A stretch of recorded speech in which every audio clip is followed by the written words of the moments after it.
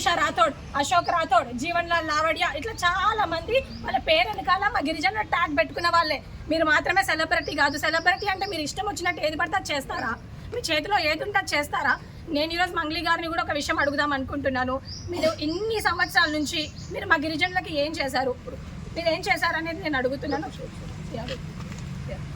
Celebrity కాదు తను. బేసికల్గా తెలంగాణ మూమెంట్ జరిగేటప్పుడు మా దగ్గరకు వచ్చి అన్న ఒక ప్రోగ్రామ్ ఉంటే ఇవ్వండి. తనని తీసుకొచ్చింది భిక్షు నాయక్ గారు.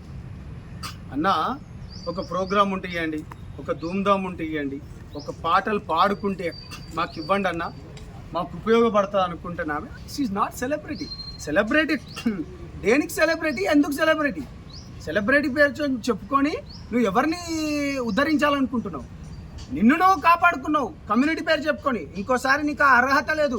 నువ్వు ప్రెస్ మీట్లో కూడా మాట్లాడేటప్పుడు ఆ గమండు మాటలేంది, తగ్గించుకోండి అవి. ఈరోజు మంగ్లీ అక్క అంటారు నేను ఒక సెలబ్రిటీని, సో అందుకే నేను మీడియా ముందుకు రావట్లేదు, కాబట్టి మీరు ప్రెస్ మీట్ పెట్టి మాట్లాడండి అని అంటున్నారు. నేను మంగ్లీ అక్కకు ఒక చిన్న విషయం చెప్దాం అనుకుంటున్నాను. చిన్న సజెషన్ అక్క, మీతో కోట్ల డబ్బులు ఉన్నాయి కాబట్టి అడ్డం మీద కూలీలు 500 ఇస్తే వస్తారు, వాళ్ళని పెట్టుకొని ప్రెస్ మీట్ చేసుకోండి. మాలాంటి వాళ్ళు నిజంగానే అన్యాయానికి మేము ఎప్పుడు వత్తాసు పలకము, మేము ఎప్పుడు బాధితుల పక్షానే నిలబడతాము. అండ్ ఈరోజు ప్రెస్ మీట్ పెట్టి మాట్లాడే కొంతమంది గిరిజన నాయకులు ఉన్నారు, సోకాల్డ్ గిరిజనులు అని చెప్పుకునే నాయకులు ఉన్నారు. అండ్ వాడు ఎవడో మోతిలాల్ అంట. నాకైతే నిజంగా వాడి గురించి ఇప్పటివరకు తెలియదు. ఇప్పటివరకు ఆయనకు రెస్పెక్ట్ ఇచ్చేదాన్ని, కానీ ఆమె ఇచ్చే 10-20 రూపాయలకు మొరిగే వాళ్ళ గురించి నేను మాట్లాడాలనుకోవట్లేదు.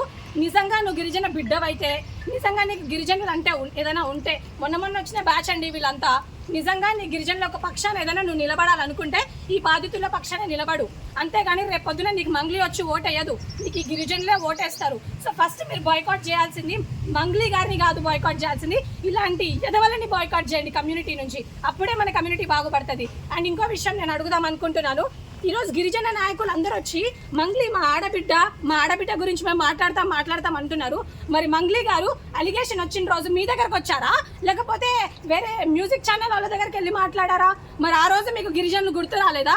ఆ రోజు మీ గిరిజన కార్డు గుర్తు రాలేదా? ఆ రోజు మీకు ఉమెన్ కార్డు గుర్తు రాలేదా అని అడుగుతున్నాను నేను మంగ్లీ గారిని. బుద్ధి తెచ్చుకోండి ఇప్పటికైనా గిరిజన నాయకులారా.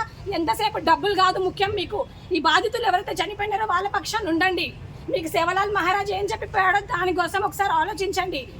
నేను ఈ ప్లాట్ఫామ్ నుంచి ఒకటే రిక్వెస్ట్ చేస్తున్నాను, even to the police force కూడా నేను రిక్వెస్ట్ చేస్తున్నాను.